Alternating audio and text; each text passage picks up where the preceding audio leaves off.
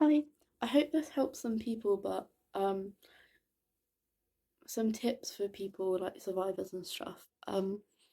You might have to cut out and block off like people that are sort of negative or might be friends with someone who isn't nice or abusive. So if there's people that don't support you or don't believe you, it might be really, really hard to do, whether it's friends or family members, but I would take a step back, like I wouldn't confide in them or something because they don't sound trustworthy. Two, I would always have like a bit of a safety plan. Like I would always have someone to try and like fall back on.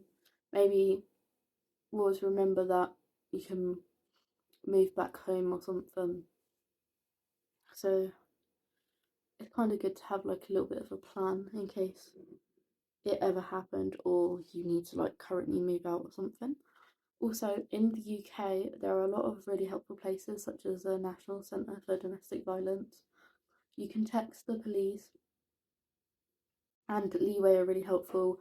Um, so if you've got like a family as well, like children, and you need to get away from your partner or whomever, Leeway are really helpful because they actually give housing as well and food out and stuff, and they can like help with legal stuff too.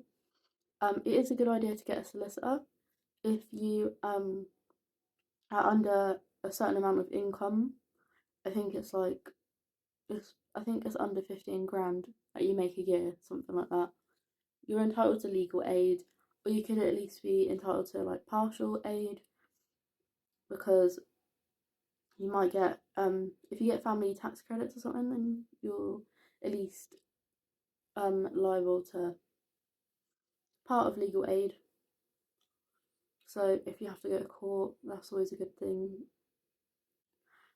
You can also like look into getting not a restraining order, but like a civil version, which is a non-molestation order. You can look into getting that. Um, it's always helpful to have someone that you can really rely on and talk to.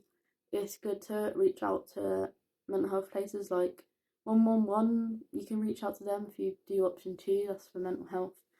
Um, I would suggest getting counselling or a private counsellor, but you can get a lot of free or very affordable counselling through Mind.